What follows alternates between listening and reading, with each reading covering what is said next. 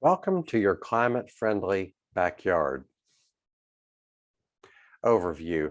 Your climate-friendly backyard will absorb carbon, soak up water, cool the air, provide shelter for wildlife, and exhibit healthy soils because you will mow less, let trees grow, bring in dead leaves, limbs, and logs, and nurture healthy soil.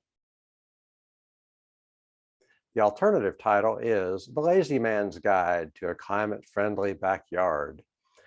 If you know nothing else, know this. And if you do nothing else, do this. A climate-friendly backyard will store more water, it will store more carbon, and it will shelter wildlife. Climate-friendly backyard will exhibit biodiversity. You will have more native plants and trees, you will have more birds, butterflies, and bees, and you will have more worms, grubs, spiders, and ants. A climate-friendly backyard will have less turf grass. You'll have more trees, especially trees that are volunteers, and you'll have more leaves, limbs, and logs. To have a climate-friendly backyard, here's what you want to do. You want to let your grass grow more. You don't have to let all grass grow all the time, but you're going to let it grow more. And you're probably going to mow less, and you're going to top it off at 6 to 9 inches with a weed eater. You're going to let your trees grow more. Tree seedlings are always trying to come up in grass and we mow them down. You're going to let those grow more. You might not let all of them grow, but you're going to let more of them grow. Some of them are going to be the ideal tree in the ideal place. So put a cage around it and let it grow. And you're going to bring in dead leaves, limbs, and logs. Why will you let your grass grow more? Because taller grass stores water and carbon.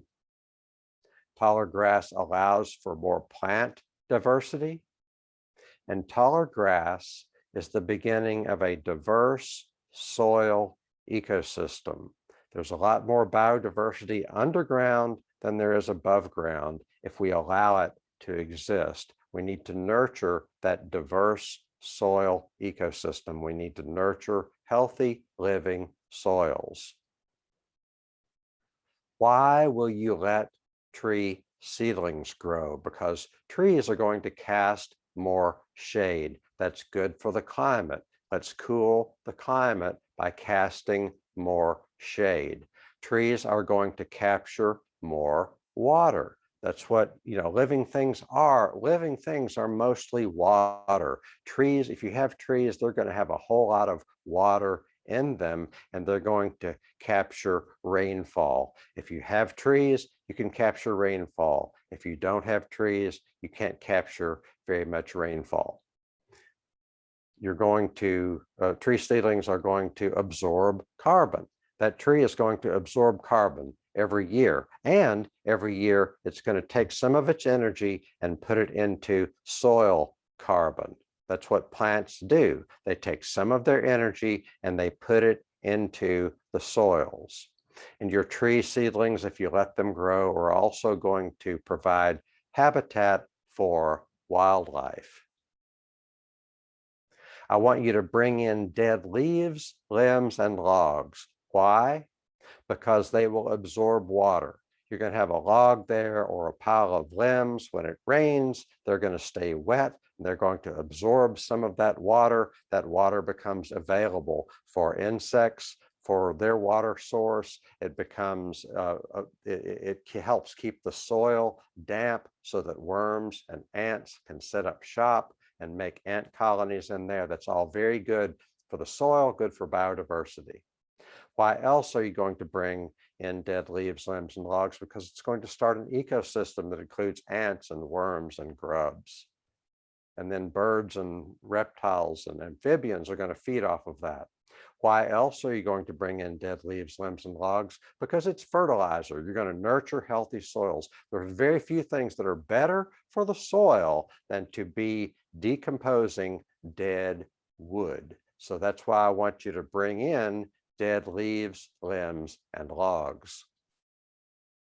If you have healthy soils, they will soak up rainwater. So we're getting to soils now. So soils soak up rainwater. Dead soil, it's not going to soak up any rainwater. Healthy, living soils are going to soak up rainwater. When it does rain, it holds the water, and you can multiply by 10 the time that you have water available to your plants, to your grass, to the underground ecosystem by having healthy soils that actually absorb rain. So healthy soils are going to soak up rainwater.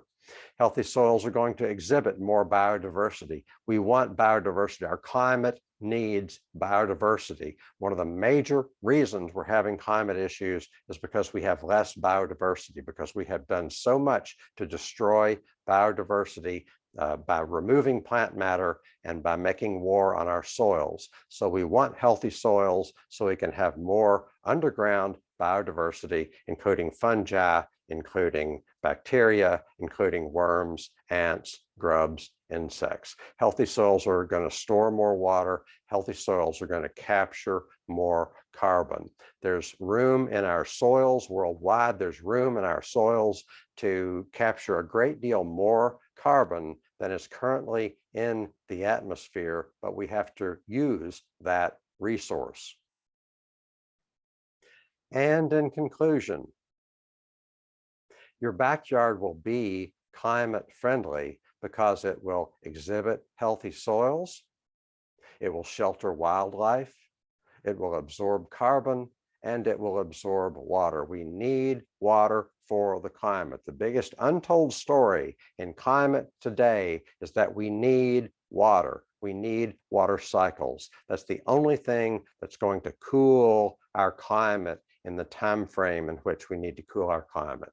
So we want a backyard that's going to not only absorb carbon, but also absorb water. To have a climate-friendly backyard, here's what I want you to do.